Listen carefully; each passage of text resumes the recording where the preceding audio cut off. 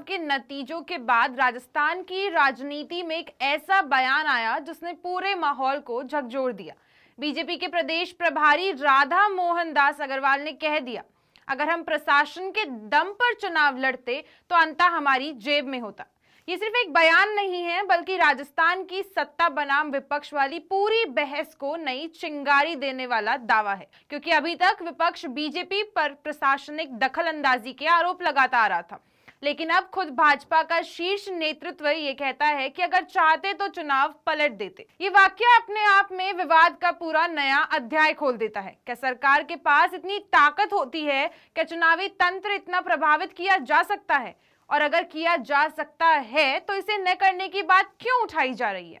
अग्रवाल का यह बयान विपक्ष के मुंह पर ताला लगाने की कोशिश भी हो सकता है, लेकिन इससे यह सवाल और बड़ा हो जाता है कि क्या वास्तविक मुकाबला जनता से था या प्रशासनिक शक्तियों से हो सकता था।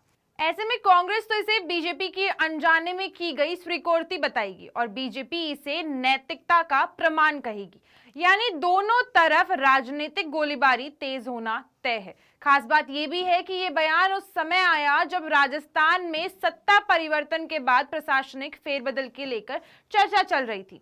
ऐसे में बीजेपी प्रभारी का यह कहना कि हम चाहते तो नतीजा बदल देते, राजनीतिक हलकों में खुली चुनौती की तरह गूंज रहा है। इसी के समानांतर अग्रवाल ने अशोक गहलोत पर भी बड़ा हमला बोलते हुए कहा कि गहलोत अब अपनी घटती राजनीतिक प्रासंगिकता बचाने के लिए बयानबाजी कर रहे हैं। यह टिप्पणी भी हल्की नहीं है, क्योंकि राजस्थान में गहलोत अभी भी कांग्रेस की सबसे प्रभावशाली आवाज है। लेकिन अग्रवाल ने जोड़ा कि गहलोत को राजस्थान छोड़कर बिहार जाकर अपने बचे हुए 6 विधायकों को बचाना चाहिए। ये बयान सिर्फ बताता है कि भाजपा विपक्ष पर सीधे, निजी और कड़े राजनीतिक हमले की रणनीति पर काम कर रही है। कुल मिलाकर अंता उपचुनाव की हार नहीं, बल्कि उसके बाद बीजेपी का बयान राजस्थान की राजनीति में सबसे बड़ा विवाद बन चुका है। क्या बीजेपी वास्तव में नैतिक छवि बनाने की कोशिश कर रही है या अपनी हार का दबाव करने की ये बहस अब हर राजनीतिक गलियारों में चल रही है? पर एक बात साफ है, अग्रवाल का ये बयान आने वाले कई दिनों तक राजस्थान की राजनीति में तूफान मचाने वाला है। अंता चुनाव ने सिद्ध किया है कि भारतीय जनता पार्टी इस देश में कितना निष्पक्ष चुनाव कराती है। दिल्ली में भी हमारी सरकार है, राजस्थान में भी हमारी सरकार है, और 6 महीने से ये पता था कि चुनाव होने वाला है। अगर हम चुनाव को राजनीतिक आधार पर, मतदाता सूची के आधार पर, प्रशासनिक आधार पर नियंत्रण करना चाहते गलत तरीके से, तो अंता चुनाव हमारी जेब में हो सकता था। लेकिन हमने जन भावनाओं का सम्मान किया, पूरी ईमानदारी के साथ, 100% निष्पक्षता के साथ। मैं दूसरा उदाहरण दे सकता हूं जम्मू कश्मीर का।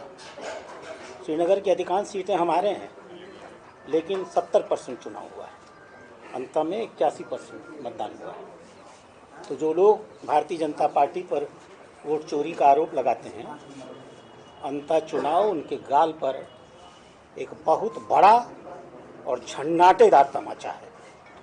यह भारतीय जनता पार्टी के सिद्धांतों की जीत है कि हम लोकतंत्र में विश्वास करते हैं और जैसा जनता कहेगी उसको हम सिरोधार्य करेंगे।